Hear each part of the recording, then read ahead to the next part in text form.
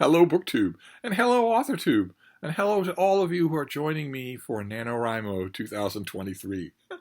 That is an event, a huge event, a world-straddling event that's coming up in just a couple of weeks. National Novel Writing Month takes place in November, where hundreds of thousands of people all over the world band together for the manifestly insane idea of writing a 50,000-word first draft of a novel in the month of November.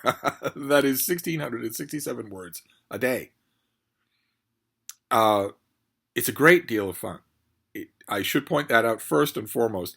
I want to stress, of course, whenever I talk about NaNoWriMo, that it's also really good for you on a couple of levels. One is practical, because the only way that you can do 1,667 words a day is if you don't edit while you're writing. That's a very good practical skill to learn.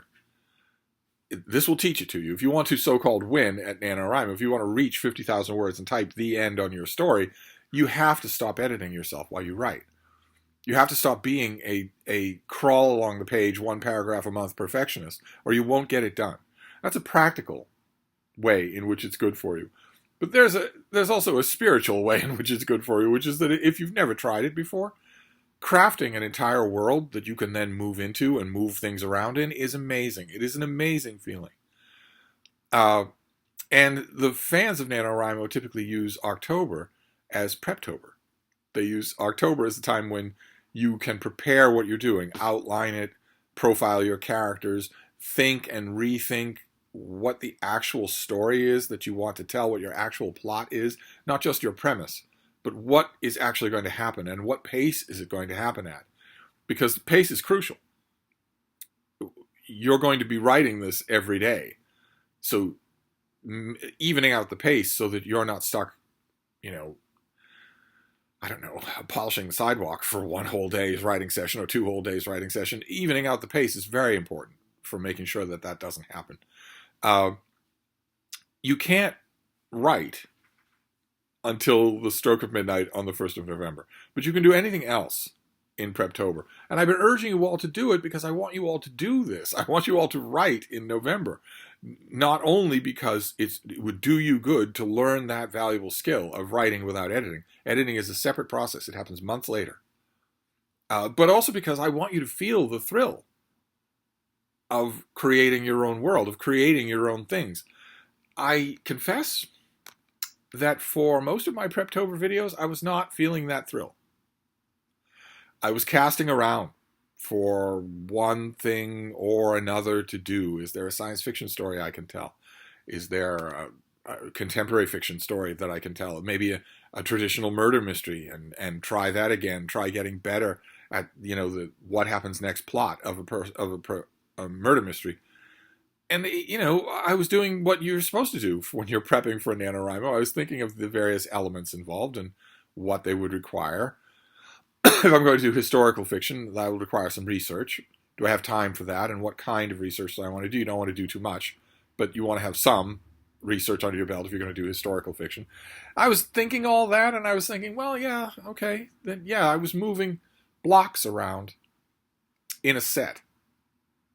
But I wasn't feeling the one thing that really does get you into NaNoWriMo and keep you going, and that was a lightning bolt of inspiration. A lightning bolt of, I shouldn't say inspiration because I demonize terms like that, but you will, when you are casting around like that, you will stumble across, if you're lucky, if you're persistent at it, you will stumble across a story that actually thrills you. A story that you can't wait to write. You must wait to write it. You can't write until the 1st of November. But that's the feeling that you want.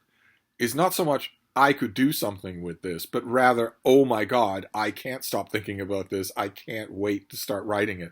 And I confess that for my Preptober videos, I was not feeling that until yesterday. And then yesterday, suddenly, I don't know what it was, pennies fell into place. Suddenly, I did feel that. A fantasy story. And oh my, now I know that it's right. I cannot wait to write it. I'm writing all around it. I'm writing plots and then other plots. I'm working out the back histories of characters and the complexities of the social situation that they'll be encountering. I want all of that, down pat when I start the story so that I can feel completely confident explaining it. That's another reason why working up background information for NaNoWriMo is so useful. because it will remove the temptation to info dump when it comes to actually writing. Info dumping, you're all readers, whether you've tried your hand at writing or not, you're all readers, and you know how horrible a feeling it can be when you sense that an author is about to back the truck up and just info dump. It's a horrible feeling. There are 10 organic ways to do that require more effort, yes, but they're a lot more rewarding for the reader, and you can just tell when an author is just not going to take any of those 10 ways and is just going to back the truck up and tell you in 10 paragraphs all the stuff that fills in some of the ways that you can understand the world they've created. That's not the way to do it. That's the worst way to do it. I counter that all the time in fantasy and science fiction novels especially that I read.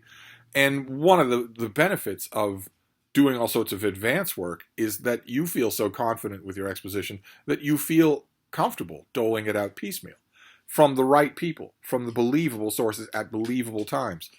It's usually the people who info dump are worried that they're going to forget something. They're not as smoothly practiced with knowing their own backstory as they could be. Not always. Sometimes, including major commercially successful fantasy authors, for instance, who've done this many, many times and are not unaccustomed to it at all, will still do maladroit info dumps. That's bad, and I want to avoid that. I've been doing all of that. I will continue to do all of that. This is not going to be a year where I have a last-minute change of mind. Not at all. I wouldn't pass up this feeling for all the mud in Egypt. This is just amazing. And when I was thinking about it, when I was straining last night to stop myself from writing it, I was thinking about you. I was thinking about all the people out there who are contemplating doing NaNoWriMo, but who are not sure that they can or that they'll have the time. Believe it or not, finding the time is the least important concern. I know that November is a crowded month for everybody, but finding the time is the least important concern once you are struck by lightning. Once you feel, oh my God, I so much want to do this. I am eager to do this. Once you feel that, finding the time will largely solve itself. Not entirely. You still have to put some work into making sure that your window's open. But when I was feeling this feeling, I was immediately thinking of all of you who have never felt this. You owe it to yourself to put yourself in the way of this feeling. It is incredible. And it doesn't come from anything else in life. This kind of being on fire to create, knowing that you're the one doing it and no one else can, that doesn't come from anything else in life. Not quite like this. That's why writers keep doing it. It's why that once they get hooked, they keep doing it.